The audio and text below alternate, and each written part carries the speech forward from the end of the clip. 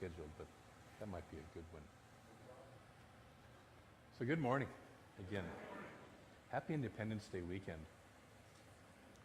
You know, we celebrated birthdays a few minutes ago. There's one more birthday, and that is tomorrow is the 240th birthday of our country. That's even older than me. Wow. It's the 240th birthday of our country, and I was thinking, and I was mentioning in the first service about when we think back, and even before our country was formed, the people who left their homes, who sailed across the ocean, these little wooden ships, you know, without a chance of making, we complain if we have to have a long 8-hour flight, transatlantic or trans-Pacific flight, right? It's kind of a, you know, that's a long flight. Man, that's a long time to be cooped up in an airplane, right? Think about these little wooden ships that they were cooped up in for a month or two or three coming across the Atlantic Ocean. And I don't know if you've ever sailed out on the Atlantic. I haven't, but I've heard stories. It's not always the peaceful ocean. You know, the Pacific is called peaceful because it's always peaceful, right? It's not the most peaceful place to sail even there. So I honor those people who left their homes, their families, their countries, who came searching for freedom from religious persecution, freedom from political persecution, something greater than what they had in their homeland. That was what we were founded on, is the idea and the dream and the vision of something greater than what has ever come before. That is who we are. That is our people. You know, Australia was a penal colony. You know, we won't go there, but it was founded on being a penal colony. We were founded, I'm teasing. I mean, it's true. But we were founded, and so it's why Australians have a certain character to them today, I think. But we were founded on this idea of how much greater can we have it? What's the big dream? We were founded on this idea of the Declaration of Independence, that we are free from the bondage that we've been held in the past. Okay? And so as a country, we've done some great things. We've done some terrible things. We've done some great things. We were known as the Great Experiment when this came about. This country was called the Great Experiment, the experiment in democracy, the experiment in freedom. And so we've had our struggles, we've had our triumphs, we've had all the process of learning, and it has brought us to who we are today. We are a great country. And this is the country that allowed a teaching like unity and like religious science, like the New Thought movement in general, to be formed, because we have this vision of new thought. How can it be new? How can it be fresh? How can it be better than before? This very teaching of the kind of center that you're sitting in embodies that American spirit, that consciousness.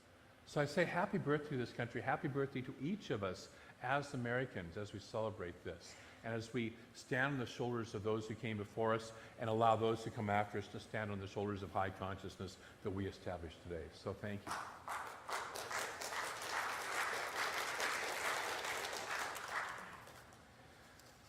Our talk today is called The Courage to be Forgiving. You know, it took a lot of courage to sit across the ocean and come here. A lot of people have displayed a lot of courage to form the United States. It takes courage to be forgiving. And we're working this process, this idea of creating a world that works for all. That's our vision this year. That's our theme of all the Science of Mind churches, the religious science churches throughout the country, throughout the world, really. And a whole lot of us, well over 100 of us, are speaking on this same set of subjects all the way through the year. So we're creating that, and our vision today comes from the Global Heart vision of the overall organization, and it says we see a worldwide culture in which forgiveness, whether for errors, injustices, or debts, is the norm. Forgiveness is the norm. How would it be to live in a world where forgiveness was the norm? Has anybody else here ever, besides me, done something for which we might have needed a little forgiveness? Okay. How would it be, a few of you haven't apparently, that's great, good for you. But how would it be to live where you were forgiven? I spoke in the first service that I was raised in a home and in a teaching, kind of a religion, that forgiveness wasn't always exactly the norm of what we experienced. And my first job out of college was working for Aetna Life and Casualty, and after a year in the Portland office where I grew up, I was sent back to the home office because they didn't want me in Portland anymore. And they sent me across the country, which was actually just fine with me because I wanted to get away from my mother, and 3,000 miles was a good distance to be away. And so I was in that office, in the Hartford, Connecticut office, and somewhere within my first year, I remember I made a pretty darn good big mistake. And I no longer remember what it was, but it was something, it was significant. And I expected anything from being reamed, completely yelled at, to being possibly even fired. And what happened instead was my boss and his manager said, okay, so that's what happened. Let's start, what can we do to fix this? We can start to do this, and we can start to do this. And there was like no finger pointing, there was no blame, there was no condemnation, there was none of that. And I remember I kind of sat there almost with my jaw open. I kind of heard in my mind, it's like, this isn't how my family works. This is different than the experience I've ever had in my life before. It's like you have to do stuff, you have to clean it up, but it wasn't with a whole lot of blame, shame, and guilt. And it was a whole different experience, and I liked it. And I don't know how many of you have ever had that where you've made a mistake and somebody doesn't hold you down and blame you and point their finger at you. But it's a powerful, wonderful experience. And of course, I strove very hard not to make the same mistake again. And never did, by the way. But to live in a culture where forgiveness is the norm. So last week we talked about the idea of loving what is. We're working with Byron Katie's book by the same name, Loving What Is. Not putting up with or tolerating or just simply coping with what is, but loving what is. And why would we want to love what is? Because all there is God. All there is the one infinite presence. And if I'm not loving the entire infinite presence, then there's some aspect of God that I'm not loving. Right? Okay? Now, it doesn't mean I have to like the whole thing. There are Brussels sprouts. There are mosquitoes. There are ants in our kitchen. We don't have to like the whole experience, and yet I also need to hold all that in love and say it's perfect exactly as it is, because otherwise it wouldn't be what it is, because there's only one life. And if the one life starts to condemn one part of itself, would you sit there and look at your pinky finger and say, you're a dirty, rotten sinner? Would you put some part of yourself down? And if we start putting some other part of the infinite down, another person, another situation, or ourselves, we're sitting there saying, God, you're a rotten sinner. How many of you want to say that to God? Put my hand down. I don't. I just want to be clear about that. If we're carrying around a list of things we don't love, really don't love, we cannot be free, and we create our own experience of bondage. Our list creates our own bondage. See, God doesn't know or see sin. Ernest Holmes, I love that reading that we did earlier this morning. And Ernest Holmes goes on to say, why should it disturb anyone to be told that God knows nothing of sin, nothing of want, and nothing of lack of any kind? The tragedy would be if God did know. If God knew sin, he would have to be a sinner. For what the infinite mind knows must be. Sin or mistakes are outside the province of reality. See, God is just pure love. God is just pure love. I remember when I read Emily Cady the first time, and she says, God is not loving. That is, God is not a being that is loving. God is love itself. As one of my teachers said, God is just dysfunctionally loving. It just is love. It can't stop itself. It can't help itself. It just is being love. And you and I are immersed in that. Isn't that cool? Okay. We're immersed in love. And since we're looking to become in greater alignment with Spirit, then we have to drop our list of sins that we hold for ourselves or other people. So let's take a look. What is a sin? What is a sin? It's a violation of a rule. I was just over here talking with somebody who was at the first service, and he had just done a 3,500-mile trip around the country in a nice trailer, came back, and promptly, just yesterday, backed the trailer into a tree. Completely, 3,500 miles, completely trouble-free, no problems. Just takes one little short trip around here, backs it into a tree. Now, he had a rule, just like most guys do, that we're supposed to be expert drivers, right? And we don't make mistakes in cars. Guys, right? It's true, you know? And he's a former Air Force pilot, so he also, you know, there's that kind of, you know, we're really good with vehicles sort of thing. Who made up this rule? We did, right? All the rules that are violated, we either adopted it because somebody else made it up and we said, we'll take that on, or we were told you have to take that on, and we didn't question it, or we kind of gave up on it, or we made it up ourselves. The rules come from within us. The rules live within us. You know, I love it when we get together for you know, you watch a couple who's just gotten together and they spend their first Christmas together. And there are rules for how you celebrate Christmas. We all have a rule for how you celebrate Christmas, right? Okay? And my rule is different than your rule, is different than your rule, is different than your rule. And oftentimes it causes, you ever notice it causes a little, just a tiny, tiny bit of stress? Maybe even just a little teeny tiny bit of upset around the holidays? Yeah? I'm working with a family who had a member pass away. And it's interesting to watch the rules come out about what happens when somebody passes away. And so here at this time where everybody should be hard opened and gathered, that's a should, by the way, that's my rule. Notice how fast that happens. Okay? That they're in conflict about how to honor this person because each has rules going on. So it's just interesting to watch the rules and just like for me, just how quickly they come out and how quickly they are there. So we have a whole list of rules. We have rules about religion and spirituality and what it's supposed to be like. That's where all the fundamentalists get really good at it. But all of us, including us, everybody should be enlightened, right? And loving and compassionate and forgiving, right? We have rules. We have rules of how church should operate and how you should behave in a church. How many of you have coffee here today? Luke. He's violated the rules of having coffee in the church.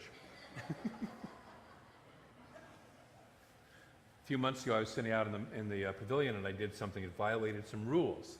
I didn't even know there were rules, like many of us oftentimes don't, but it violated some rules and I got to hear about it. Yeah? We have rules about parenting. We have rules about social interactions. We have rules about work. We have rules about relationships. We have rules about patriotism. We have rules about everything. How it should be. How it should be. And when we violate these rules, if it's an internal rule we violated, one that we have violated, we have sinned within ourselves, in our own view. Whose view? Our own. Does God see sin? No. God's not sitting up there going, oh, you rotten sinner. Remember, we're one with the infinite.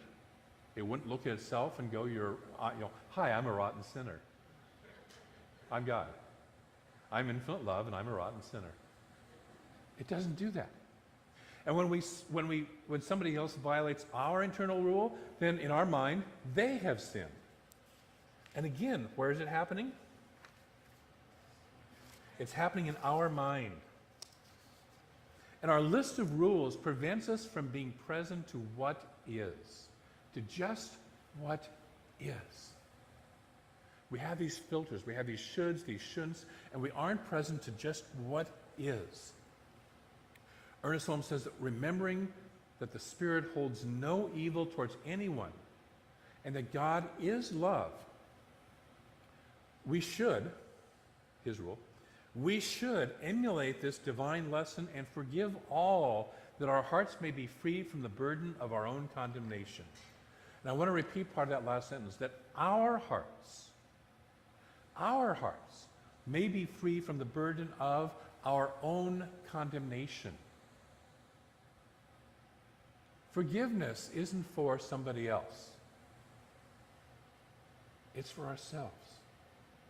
There's an old saying that says to hang on to a resentment, to hang on to a condemnation, is like drinking poison hoping the other person dies. We poison ourselves with our own paralysis, with our own hurt, our own anger, our own sense of, that releases chemicals literally into our own body. You know, we go out and we spend time, we do yoga with Reverend Sue, which she does a fabulous job on. We eat perfectly well. We do all this wonderful stuff. You know, we're like half of my family. We work out at the gym and take good care of our body. There's only one life, so I know that since she works out at the gym, I'm benefiting by it. So maybe I have to get more involved. I'll have to explore that a little bit more. But we do all this stuff to take care of ourselves, and then we have this internal landscape that's pouring poison into our body out of hurt, out of anger, out of judgment, out of conditioning, and out of condemnation. So how do we start to let go of that? That's the key. That's the $24,000 question, right? Or $64,000 question. By today's $64 million question because of inflation. There's two ways I want to play with. Number one, notice where the violated rule really lives. Become aware of where does the rule that got violated really live. Last week we talked about the idea of the work by Byron Katie, and she says one of the powerful questions to ask when we're coming across something where we think we know exactly what happened is, can I absolutely know that that is true? Now I ask you a question. Can I absolutely know what's in your mind and your heart? No. Can you absolutely know what's in my mind and my heart? No. We make evaluations based on that person did something that in my rules says that that must mean this. We establish the meaning, we return it back and say, okay, so they must be feeling this because of this over here, but I can't know that. I can't know that. Can I absolutely know that something is true? I don't know about you, but I've been in this universe long enough to know that there's things going on beyond my awareness. And that I get mostly in trouble when I think I know it all. Just in case any of you have ever thought about doing that, I can spare you that. Don't know it all, because you don't. And number two, so number one is notice where the violated rule really lives. It lives within me. It lives within me. No matter how many people share it, no matter how much it seems to be a socially acceptable rule, take any of them. You know, I love it that I worked when I was in Seattle for quite a while with a Jewish rabbi. And he says, you know, the word that's translated 10 commandments, he said, really isn't commandment. He says that was kind of added later. He says, it's really more like suggestions or guidelines. It's like your life will work better if you do this. But they're guidelines and suggestions, not hard and fast, you're going to go to hell if you don't follow this rule.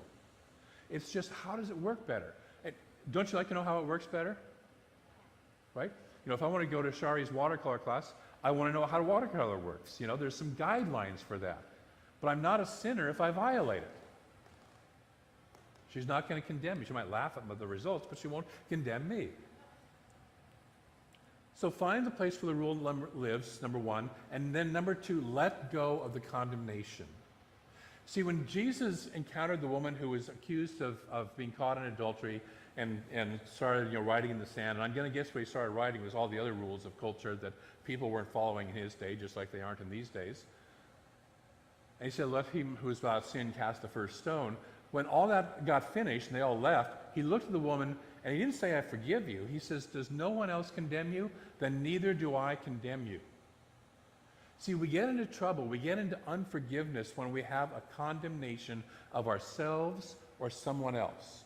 Where did I condemn myself? Where did I place that condemnation on that person? And am I willing to let it go? Can I find the point at which I condemned that person? Can I be willing to let it go so that I can free my heart, so that I can free my life? Because it's more important than the story that I've been carrying around. I have a friend who was talking to me recently about encountering a woman who had something happen to her in 1974. And she's been carrying that story around and about what it means about her and about life since 1974. And has not let it go. And we start to hold on to the stories, we start to carry them around like that. Can I let it go? Can I understand there might even be more going on than I think there is and just let it be what it is? Can I just see what is? Yes, this person did something, and no, I didn't like it. What is? Do I need to carry around a condemnation of them, me, or the incident and let myself be imprisoned in that like a ball and chain that I run around with for the rest of my life? Or am I willing to say, you know, yes, it happened and now I choose to be free of it? Can I be free? I do this for me. Forgiveness is never for the other person. It's always for me. It's always so that I can be free, that I can be free to love, that I can be free to be in alignment with the true nature of who I am, that nature of love, that nature of freedom, that nature of power and glory. Would you be willing to be that? Yes. Okay. So let's practice that. We'll have a little practice session. How's that? Are we good with a little practice? Yes. Oh God, no, do I have to actually do this? So we're going to take a couple minutes. We're going to do a process. I'm going to ask you to go within to your sacred space, to invite into your sacred space the essence of, doesn't have to be the actual person, but the essence of somebody who may have hurt you in the past, that you're still feeling some resentment towards. And we're going to play with this process just a little bit. So I'm going to invite Damien to put on a little bit of quiet music in the background. I'm going to invite you, if you're comfortable, to gently close your eyes, to take a deep breath, and to relax into the chair in which you're sitting and let it fully support you.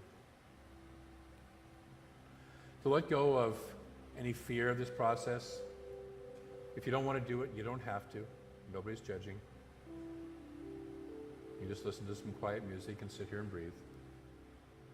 But if you'd like to play with the courage to forgive, I invite you to imagine yourself walking down a path that leads to a place that is your sacred space. It's a place where you feel empowered, where you feel love, where you feel immersed in love, where you feel immersed in wisdom, completely centered. Imagine yourself walking that path now.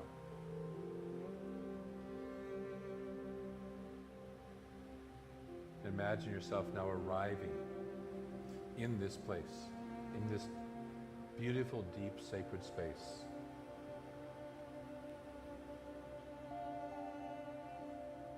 Look around, notice what it looks like. Notice what it sounds like. Notice any smells or aromas in this place. And allow yourself to be comfortably seated in this place, recognizing that you're in charge here. You're totally in charge of this space.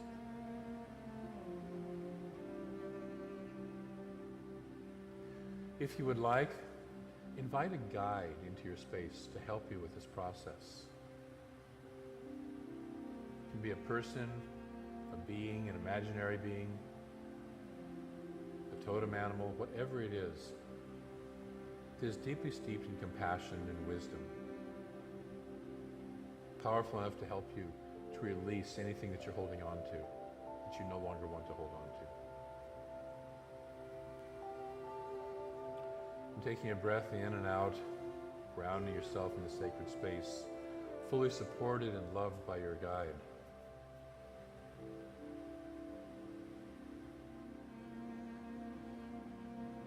You're now going to invite into your space the essence, the idea, the memory, the awareness of someone who has hurt you in the past and for which you're still feeling some resentment. Just be aware of that person. Be aware of what happened between you.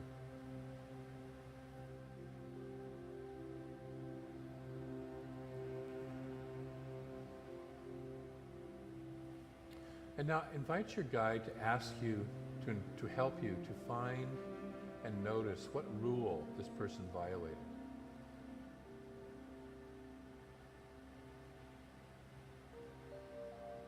What rule did they violate? It may have been that they should have been kinder to you. Might have been that they shouldn't have stolen from you. It might have been that they shouldn't have hurt you physically, or mentally, or emotionally. Just notice the rule. Not attaching any right or wrong to it, just noticing the rule. And noticing where that rule lives.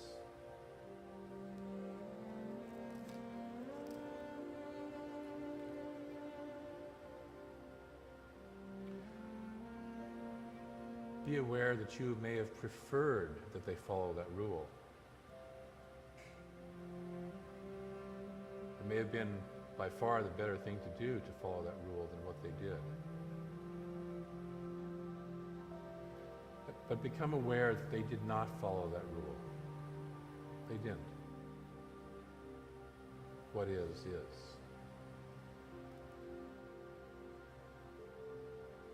Take a deep breath.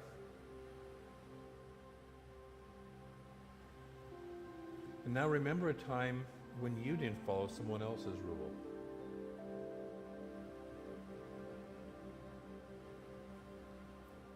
When you became aware that you had violated someone else's rule. And how did you feel about that? Perhaps you were unaware of the rule even existing. Perhaps you didn't know any better and you were at the time and you were exhibiting what's known as unskilled behavior. Perhaps you were not paying attention, or perhaps you were suffering from your own hurt and your own feelings and acted out of that. And just be aware of that.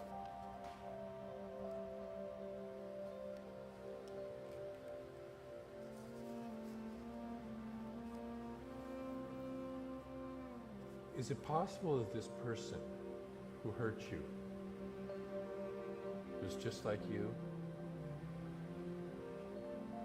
Perhaps they didn't know your rule. Perhaps they weren't paying attention. Perhaps they were acting unskillfully.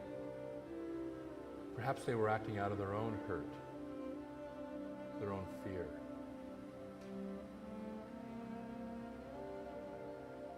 Just be aware of that. And notice if you can let your heart soften towards that person a bit.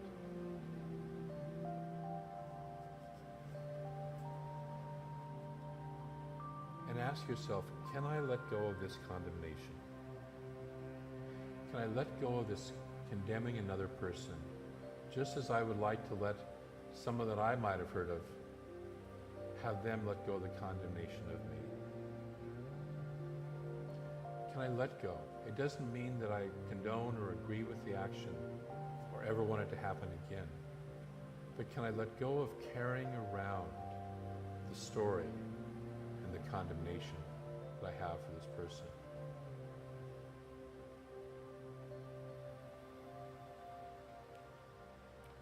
A great spiritual teacher once said, we should practice the practice that he put us, forgive us our offenses as we have forgiven our offenders.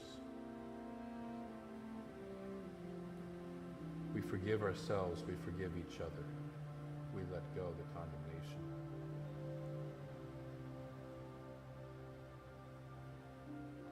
And so if you're ready, let your own hurt, let your own attachment to this story, to this experience, and your attachment to being condemning of this person, let it go. Let it dissolve into the nothingness that it truly is, so that your heart can be open and free to live and love again.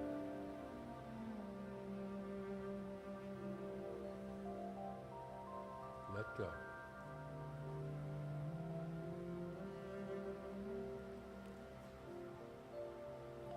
And if you have let go, notice if you feel lighter and freer. And just become aware of that feeling.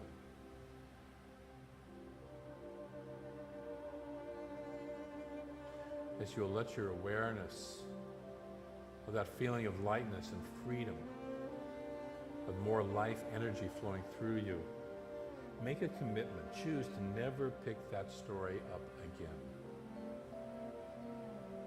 I will not go back to that story and visit it anymore. I am complete with it. because my freedom is more important than hanging on to this story.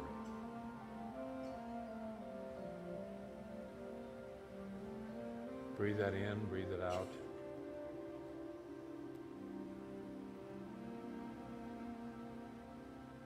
When you're ready, let the memory, let the essence of that person leave your sacred space.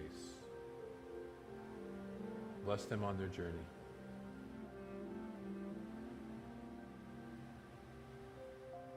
Thank them for giving you an opportunity to love more deeply.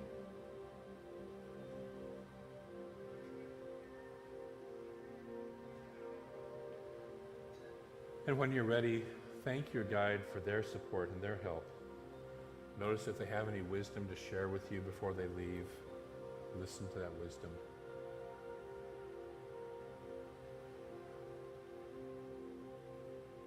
And when you're ready, let them go.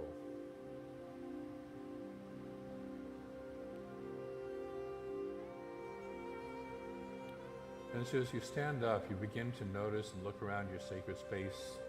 Be aware if there's been any changes in that space. It looks different, feels different, smells, sounds different. Just notice the sacred space.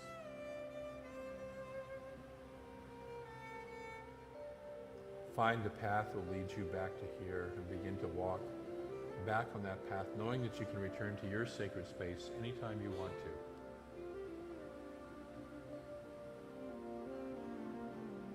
Note that you can go back anytime.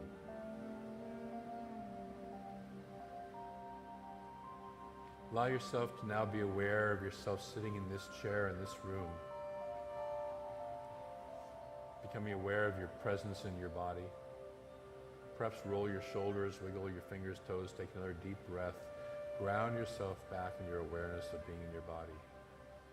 Here in this room, in this chair. And very gently as you're ready, open your eyes and be present here.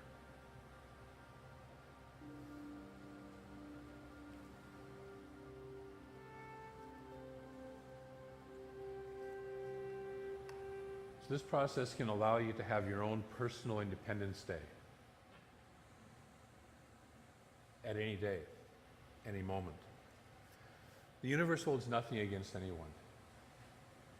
The infinite presence holds nothing against you or anyone else. It just sees with the eyes of love. And our consciousness, our own consciousness, will manifest our own freedom just as we have with others. That teaching of Jesus, forgive us our offenses as we forgive others, is just simply that's how consciousness works. As we do it, as what we put out comes back to us. As we do it for others is how we do it for ourselves. It's just, there's nothing out there that holds on to it. But what we do, what we put out, will come back to us. And so begin to let go of holding on to any offenses for others or ourselves so that we can all be free. We can all be free. We create a world that works for all, when all of us can live in freedom. It can all of us live in an abundance and an awareness of the abundance of love. So this week, just one spiritual practice. Become aware of our condemnations and let them go. Become aware of our rules and see if we can start to let them go. And live more free, living with just what is. And loving what is. Loving yourself, what is. Everything about yourself, everything. Even that goofy little finger. Love everything about yourself. And see if you can open your heart to hold in love everything in this world. It's not easy, which is why the talk is called The Courage to Forgive. But it is quite doable. I want to close with a quote from Ernest Holmes. Forgiveness is eternal and ever available. What a load is dropped from the shoulders of personal responsibility when we realize that the eternal mind holds nothing against anyone. But to those who feel that this is unfair, it will be a hard saying. O foolish one and blind, what do you know about virtue? Has your life always been above reproach? Have you ever fallen short of the divine calling? Who are you to point the finger of scorn at your brother? The one who feels self-righteousness rise from his petty virtues lives a life of self-delusion. When we learn to put away our petty virtues with our petty vices, then we shall see clearly what truth is. I invite you today to see clearly what truth is. It is love. It is wholeness. When you look in the mirror, you see it. And when you look in the mirror of other people around, you see it. Let us play with that independence. Let's move into prayer. Recognizing that there is only one. There is one infinite love, one infinite life, one and only one. It is whole, it is perfect, it is complete exactly as it is. There is nothing wrong with God, nothing wrong with the infinite oneness. It is perfect in its beauty.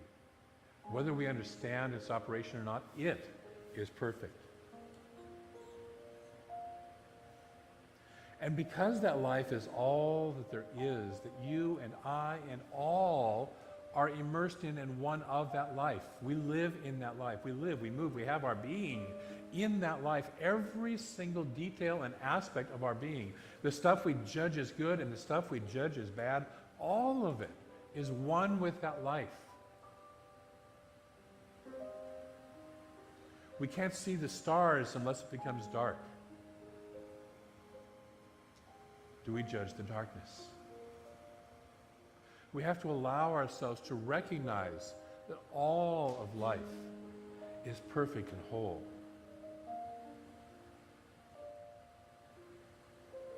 We let go of thinking that we know more than the universe how it should be.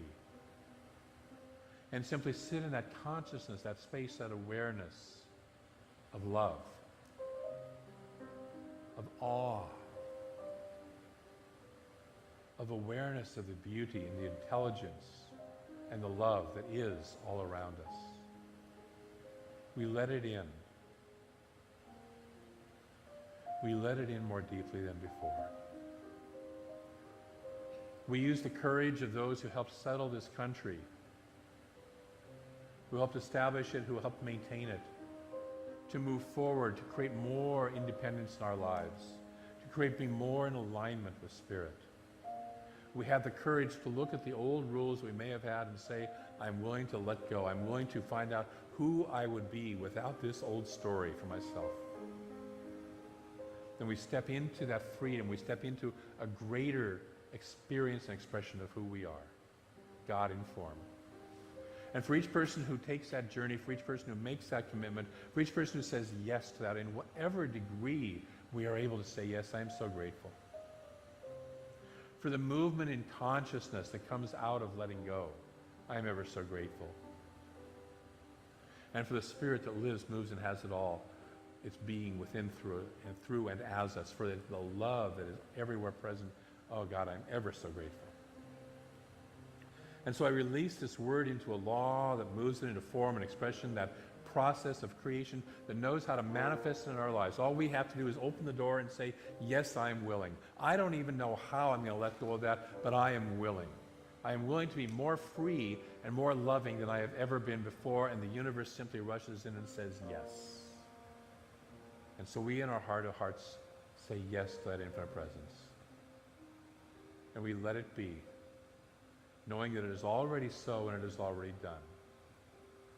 And we affirm that within ourselves by saying together, and so it is. Bless you.